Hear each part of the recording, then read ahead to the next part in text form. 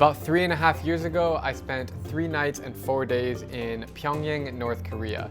At the time, it was my 104th country, and I had just started making travel videos. In fact, I think it was my 4th or 5th video overall that I made on my channels, and much to my surprise, that video had over 10 million views, and it was really a game changer in terms of my content creation and getting to where I am today. Back then, I was truly an amateur filmmaker, taking barely usable footage, and I feel like if I had the chance to go again now, then I'd be able to tell a much more convincing and cinematic story. But unfortunately, North Korea is completely closed for US passport holders. In fact, I'm one of the last Americans to step foot in the country because 2 months after I left, there was an unfortunate situation, which I'm sure you guys have heard about on the news, and that led to all Americans being banned until today. Thankfully, through social media, I was able to connect with some of you generous people out there who have been to North Korea and who are kind enough to send some of your footage, which will help me retell my story and relive the moments and my experiences through North Korea, which I'll be sharing with you in today's video. For some background context, I lived and taught English in South Korea for 2 years. I moved there right after I graduated from university in 2013, and I lived in a small village about 40 miles south of Seoul. And during those 2 years, I really immersed myself in Korean culture. I learned the Korean language. I got a black belt in Taekwondo. I made many Korean friends. I partied a lot in Seoul, and I just really soaked in the beautiful atmosphere of South Korea. It was my gateway to Asia. It's still one of my favorite countries in the world. And I've always been curious about what life is like up north because, believe it or not, before 1953, there was only one country called Korea. There was one Korean peninsula speaking one language, one connection, one family chain, and unfortunately through war, that all changed, making North Korea the most isolated country in the world. But when I had the opportunity to visit, I jumped on it because I saw it as a really unique trip, and it certainly was. So first off, the way to get into North Korea for anyone, you have to go on an organized group trip. I went with a company called Koryo Tours. There are a couple other companies that take you to North Korea, but before you go, you have to attend a mandatory briefing in China. Mine was in Beijing, some of them are in Shanghai or other cities, and basically they run through all the do's and don'ts of what you can and cannot do in North Korea. 99% of it is the don'ts because it's very strict, and if you break any of the rules, you will face severe consequences. Quickly, the rules are you cannot speak of the past, current, or future leaders. It's a big no-no.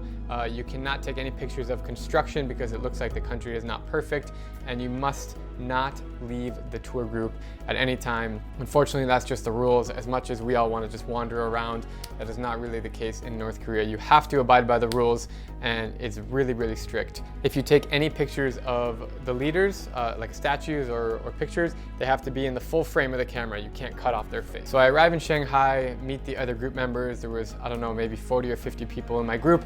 I was definitely the only American. I was really nervous. This was before I had been to other intense countries. It's kind of my first one, so I didn't really know what to expect. And I remember the feeling of being extremely anxious as I was there in China. All right, we are getting ready to board our flight to Pyongyang. Where are we going, Jeremy? North Korea. North Korea. The tour company that you sign up with will get you the visa. So basically you don't have to do any paperwork beforehand. They give you this little blue passport visa thing, and you carry that with you the whole trip in North Korea. So it's all set, and the tour price includes round trip flights from Beijing to Pyongyang and back. So that's pretty much all for the preparation. And then the flight to get there, you're on like a 1960 Soviet airplane on Koryo Airlines. It's the only North Korean airline, and they give you this really nasty burger to eat on the plane, and it's really interesting. The flight, I felt like we were going to crash out of the sky. But sure enough, we landed in North Korea and got my passport stamp. We made it.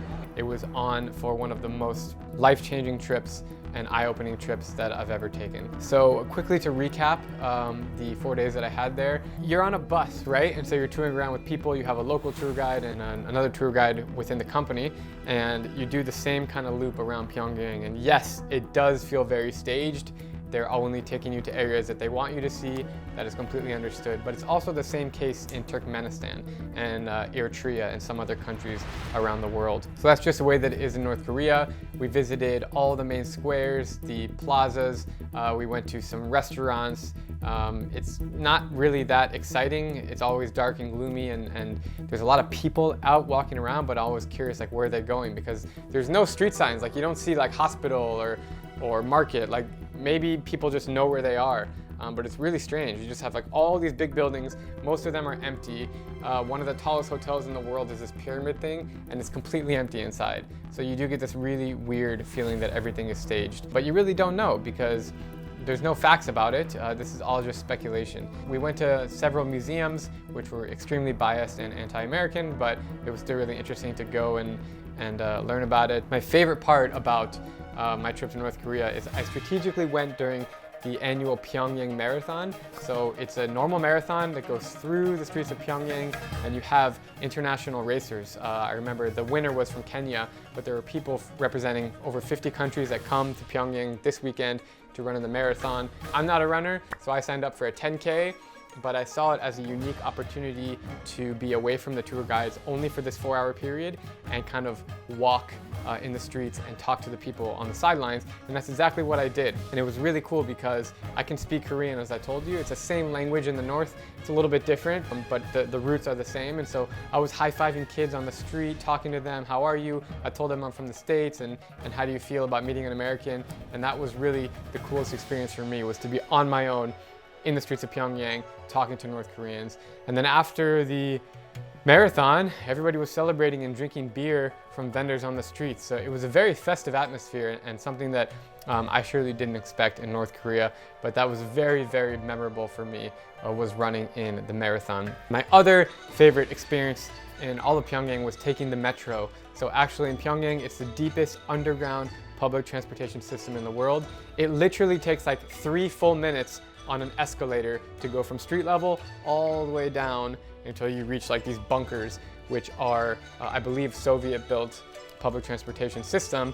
And we took 6 or 7 stops, and it was the coolest experience just to be completely immersed in North Korean culture with people living their daily lives. And yes, we got a lot of stairs and everything, but that was really a memorable experience for me. And then our hotel, once you get to the hotel at night, around 7 p.m., they lock the doors and you are not able to leave at all for any reason. But thankfully the hotel has really nice views, a revolving restaurant on the top, pool table, bowling alley, TVs, no internet. It was really like, you didn't need to go anywhere else when you got to the hotel. So that kind of sums up my experiences on the ground in North Korea. I always reflect on my trip there and thinking about, I was so young and naive at the time, but it was just surreal to think about actually walking on the streets of the world's most isolated country. A few other times I was able to interact with North Koreans, specifically in my hotel and in some of the other restaurants around town. You were able to talk to them one-on-one. Some of them even speak English because they learned in the universities there. But overall, you're mostly with the group and having this really surreal experience together. And if the question ever comes to me, Drew, what is the most interesting country in the world?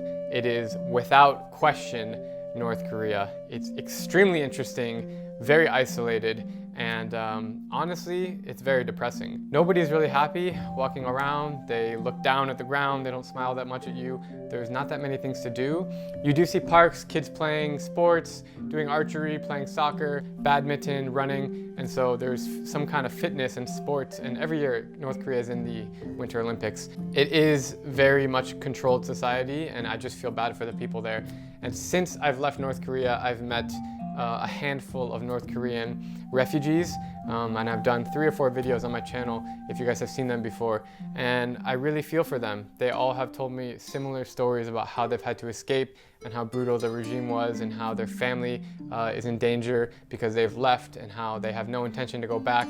And I really do feel bad because, you know, we all can't choose where we're born. You know, I'm very lucky and thankful that I was born in the United States of America, and I feel bad for people who are just born in North Korea and they don't have a choice and they have to literally figure out a way to leave the country. So it's very sad, Obviously, there are some severe human rights issues in North Korea. I'm not going to get too into right now because it gets very political, but I definitely do not support them.